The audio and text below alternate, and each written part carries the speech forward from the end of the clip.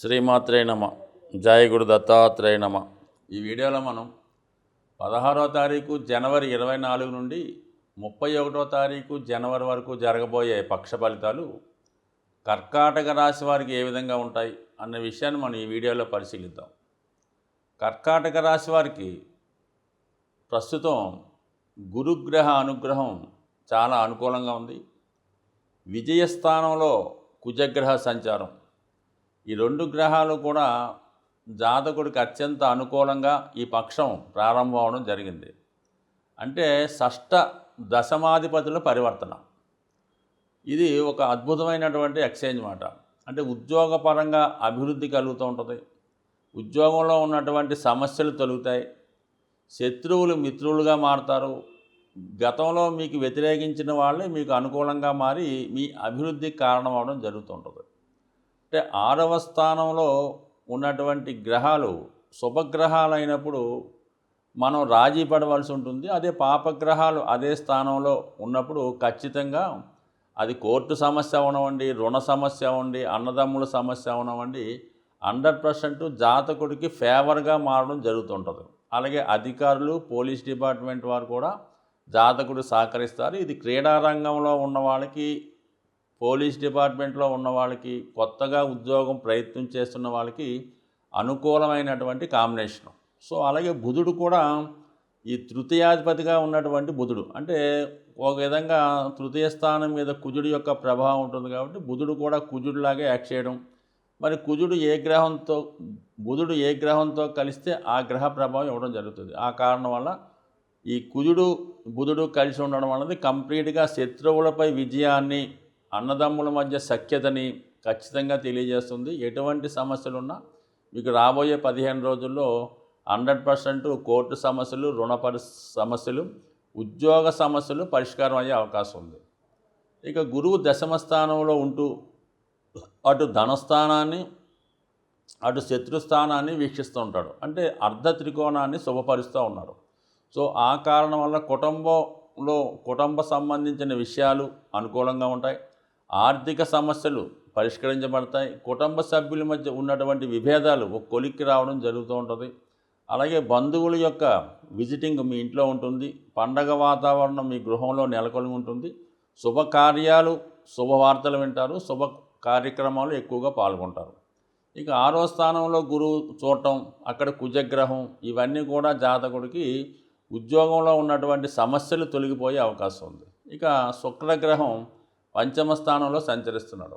అంటే లాభాధిపతిగా ఉన్నటువంటి కుజుడు 5వ స్థానంలో సంచరిస్తాడు. ఒక విధంగా చతుర్థాధిపతి 5వ స్థానం. అంటే కోణంలో ఉన్నటువంటి గ్రహం అది మరి అటు 5, 9, 1 భావాల్ని, ధర్మ త్రికోణాన్ని శుభపరుస్తూ ఉంటుంది. అంటే శుక్రుడు లగ్నవంతు ఉంటే ఎటువంటి ఫలితం ఇస్తాడో అటువంటి ఫలితాన్ని 5వ స్థానంలో ఉన్నటువంటి శుక్రుడు ఇవ్వడం జరుగుతూ ఉంటుంది. ఇది స్త్రీలకు చాలా అనుకూలంగా ఉంటుంది. వాళ్ళ మనసులో ఉన్నటువంటి కోరికలు నెరవేరుతాయి. వాళ్ళలో ఉన్నటువంటి అదృష్టం కలిసి రావడం వల్ల వివాహ సంబంధించిన విషయాలు, వివాహ ప్రయత్నాలు 100% ఫలిస్తాయి. చాలా యాక్టివ్గా ఉంటారు. వ్యక్తిగతంగా శ్రద్ధ తీసుకుంటారు. అందంగా అలంకరించుకోవడం కానీ, ఖరీదైన వస్తువులు, బంగారు నగలు లాంటివి సమకూర్చుకోవడం. సో ఇవన్నీ కూడా ఆకర్షణీయంగా కనబడే ప్రయత్నం కూడా చేస్తుంటారు. ఇది ముఖ్యంగా టీవీ, సినిమా రంగంలో ఉన్న వాళ్ళకి, మీడియా రంగంలో ఉన్న వాళ్ళకి, కళారంగంలో ఉన్న వాళ్ళకి అనుకూలంగా ఉంటుంది. వాళ్ళు తగినటువంటి ప్రాచుర్యాన్ని, వాళ్ళు తగినటువంటి గుర్తింపుని రావడం జరుగుతుంటుంది. ఇది ముఖ్యంగా అబ్బాయిలు కానీ, అమ్మాయిలు కానీ 5వ స్థానంలో శుక్రుడు గోచారరీత్యా వచ్చినప్పుడు వాళ్ళు ఇష్టమైన వారిని, వాళ్ళ మనసులో ఉన్నవారిని వాళ్ళు కలుసుకోవడం జరుగుతుంది. ఒకరికొకరు పరస్పరం ఏమైనా ఒకరి మీద ఒకరికి ఏమైనా ఇష్టం ఉన్నా, మంచి అభిప్రాయం ఉన్నా పరస్పరం పంచుకునే అవకాశం ఉంటుంది. సో ఏదైనా ఇది ప్రేమ సంబంధించిన విషయాలకి, వివాహ సంబంధించిన విషయాలకి, మనసులో ఉన్నటువంటి విషయాలకి ఇవి అనుకూలంగా ఉంటుంది, ఫేవరబుల్గా ఉంటుందన్నమాట. సో ఏదైనా ఇది శుక్రగ్రహ అనుగ్రహం ఈ రాశి వారికి సంపూర్ణంగా ఉంది. గురుగ్రహ అనుకూలంతో కనపడుతుంది. మొత్తం మీద ఏంటంటే 2 శుభగ్రహాలు ఈ రాశి వారికి అనుకూలంగా ఉండడం వల్ల చాలా కాలంగా ఎదురు చూస్తున్నటువంటి అటు వివాహ సమస్యలు అవనివ్వండి, వివాహం అవనివ్వండి, ఉద్యోగం అవనివ్వండి, ఏదో ఒక శుభవార్త, ఒక శుభ కార్యక్రమం ఈ రాబోయే 15 రోజుల్లో జాతకులకి జరిగే అవకాశం ఉంది. సో ఇంకా 3వ స్థానంలో కూడా కేతుగ్రహ సంచారం, ఒక విధంగా పాపగ్రహ సంచారం. 6వ స్థానంలో కుజగ్రహ సంచారం, అది కూడా ఈ విధంగా ఉంది. కాబట్టి ఏదైనా ప్రారంభం చాలా అనుకూలంగా ఉండడం జరిగింది. దశమ స్థానంలో గురుగ్రహం అనుకూలత ఉన్నది. లాభాధిపతి లాభాన్ని వీక్షించడం, ఇవన్నీ కూడా జాతకుడికి కార్యసాధన చేపట్టిన కార్యక్రమాలు విజయవంతం అవడం ఈ వారంలో 100% సమకూరే అవకాశం ఉంది. ఇక మైనస్ అంటూ మనం ఆలోచిస్తే జాతకుడికి అష్టమ శని ప్రభావం. అష్టమ స్థానంలో ఉన్నటువంటి శని రాహు నక్షత్రం అయినటువంటి శతభిషంలో నక్షత్రం, రాహు భాగ్యస్థానంలో ఉండడం, ఇది కొంతవరకు మన సాంప్రదాయానికి ధర్మానికి విరుద్ధంగా నిర్ణయాలు తీసుకోవడం జరుగుతుంటుంది. అలాగే కొంత వ్యతిరేక భావం జాతకులు అంటే ఈ సంస్కృతి మీద, సంస్కారం మీద, దైవం మీద, పెద్దల మీద కొంత గౌరవం తగ్గే అవకాశం ఉంటుంది. ప్రత్యక్షంగానో పరోక్షంగానో వాళ్ళని విమర్శించడం, దైవాన్ని దూషించడం, ఇతర మతస్థుల మీద గౌరవం పెంచుకోవడం, ఇతర మతస్థుల సాంప్రదాయాలను పాటించడం, సొంత మతాన్ని సొంత పెద్దల్ని అగౌరవపరచడం, ఇలాంటి నిర్ణయాలు తీసుకోవడం జరుగుతూ ఉంటుంది. ఒక విధంగా ఇది భాగ్యస్థానంలో రాహు ఉన్నప్పుడు కొంతమంది ఇంటర్ కాస్ట్ మ్యారేజ్ చేసుకుంటూ ఉంటారు.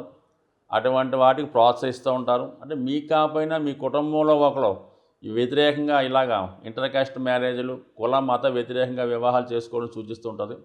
అది మీకు అంగీకారయోగ్యంగా ఉంటుంది.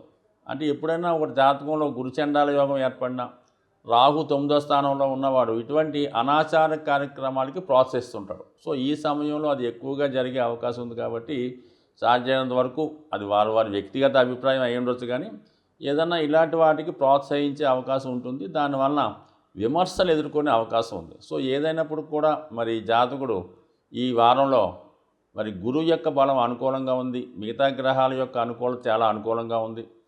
ఒక్క రాహుగ్రహ ప్రభావం, శనిగ్రహ ప్రభావం నుంచి బయటపడటానికి జాతకుడు ఎక్కువగా విష్ణు సహస్రనామాన్ని చదువుకోవడం, అలాగే వీలైతే శివుడికి అభిషేకం చేయించుకోవడం, అమ్మవారి ఆరాధన, ఏదైనా ఒక అమ్మవారిని మీరు ఆశ్రయించి ఆ అమ్మవారి కుంకుమర్చన చేయడం, ఏదో మనస్ఫూర్తిగా వాళ్ళకి ఏదైనా పూజా కార్యక్రమాలు చేసుకోవడం వల్ల కంపల్సరిగా ఇటువంటి రాహు పెట్టే ఇబ్బందులు, శనిగ్రహం పెట్టే ఇబ్బందుల నుంచి పూర్తిగా బయటపడే అవకాశం ఉంటుంది. సాధారణంగా ఈ గ్రహాలు అంటే మనం మాస ఫలితాలు, వార ఫలితాలు, సంవత్సర ఫలితాలు చూసుకున్నప్పుడు గ్రహాలు ఒక రాశి నుంచి ఒక రాశికి మారుతున్నప్పుడు అవి సువర్ణమూర్తి, రజితమూర్తి, తామ్రమూర్తి, లోహమూర్తిగా వాటికి ప్రవేశించినప్పుడు వాటి స్థితిని బట్టి ఈ విధంగా అవి యాక్ట్ చేయడం జరుగుతుంటుంది. ఉదాహరణకి ఏదో గురుగ్రహం మారితే కొన్ని రాసుల వారికి సువర్ణమూర్తిగా ఉండడం జరుగుతుంది, అద్భుతమైన యోగాన్ని ఇస్తూ ఉంటాడు ఆ రాసుల వారికి. కొంతమందికి తామ్రమూర్తిగా ఉంటాడు, కొంతమందికి లోహమూర్తిగా ఉంటాడు. అంటే ఈ లోహమూర్తిగా ఉన్న వాళ్ళకి మంచి స్థానంలోకి వచ్చినా కూడా ఇబ్బంది పెడుతూ ఉంటాడు. అదే రజితమూర్తిగా ఉన్న వాళ్ళకి కొంత మిక్స్డ్గా ఉండడం జరుగుతుంటుంది. ఇలా ప్రతి గ్రహానికి కూడా ఈ మూర్తి నిర్ణయం అనేది జరుగుతూ ఉంటుంది. సో ఆ కారణం వల్ల కూడా మరి గోచారరీత్యా ఇప్పుడు ఏలినాడు శని వచ్చింది, అదే సువర్ణమూర్తి అయితే పెద్ద ఇబ్బంది పెట్టడం. ఈ విధంగా అందరికీ ఒకే విధంగా ఉండదు, రాశులను బట్టి ఈ మూర్తి నిర్ణయం జరుగుతూ ఉంటుంది. ఇది కూడా గోచారంలో పర్టికులర్గా నిర్ణయించవలసిన విషయం. అది వ్యక్తిగతంగా మీరు పర్సనల్గా ఎవరైనా జ్యోతిష్కుని చూపించుకున్నప్పుడు ఆ గ్రహం ఏ భావంలోకి వస్తుంది, అది ఏ మూర్తిగా నిర్ణయించడం జరిగింది అన్న విషయం మీదే ఆ ఫలితం ఆధారపడి ఉంటుంది. అలాగే గ్రహాలు మారినప్పుడు కూడా అష్టకవర్గు అని ఒకటి ఏర్పడుతుంటుంది. అంటే ఒక్కొక్క గ్రహం కొన్ని బిందువులు ఇస్తూ ఒక సామూహికంగా ఒక అష్టకవర్గు ఏర్పడుతుంటుంది. సో ఈ అష్టకవర్గులో విడివిడిగాను అష్టవర్గు ఉంటుంది, అన్నిటికీ కలిపి ఒక అష్టవర్గు ఉంటుంది. సుమారుగా శని మీ జాతకంలో ఒక 7 గ్రహాలు ఉన్న రాశి మీద, శని 7 బిందువులు ఇచ్చినటువంటి రాశి మీద సంచరించినప్పుడు అది ఏ భావమైనా అద్భుతమైన ఫలితాలు ఇవ్వడం జరుగుతుంది. అది 11లోకి వచ్చినా కూడా శని భగవానుడు 0 బిందువుల మీద ప్రయాణిస్తుంటే ఎట్టి పరిస్థితుల్లో కూడా మీకు ఉపయోగించడం చాలా ఇబ్బంది పెడుతుంటాడు. అందువల్ల ఈ అష్టవర్గులో బిందువులు, ఈ మూర్తి నిర్ణయం రెండూ కూడా ఈ జ్యోతిష విధానంలో చాలా ఇంపార్టెంట్ అయినవి.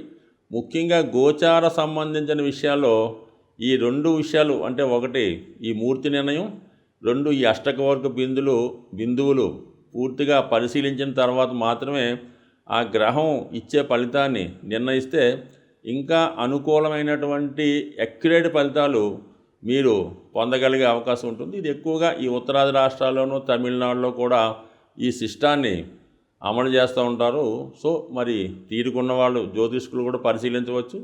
అలాగే జ్యోతిష్ అభిమానులు కూడా ఈ విషయాన్ని దృష్టిలో పెట్టుకొని మీరు జ్యోతిష్కుని సంప్రదించినప్పుడు ఈ విషయాన్ని కూడా తెలుసుకుంటే మీకు ప్రతి సంవత్సరం మీరు జన్మ జాతకంలో ఈ అష్టకవర్గు సీట్ ఒకటి ఉంటుంది అన్నమాట. రవికి ప్రత్యేకంగా, శనికి ప్రత్యేకంగా ఉంటుంది, అన్నీ కలిపి ఒకటి ఉంటుంది. అది తీసుకోవడం వలన మీకు మీరే రవి మారినప్పుడు ఎన్ని బిందువుల మీదకి వచ్చాడు, రవి 6 బిందువుల మీదకి వచ్చాడు, ఈ నెలంతా 100% బాగుంటుంది. రవి 4 బిందువులు వచ్చాడు, యావరేజ్గా ఉంటుంది.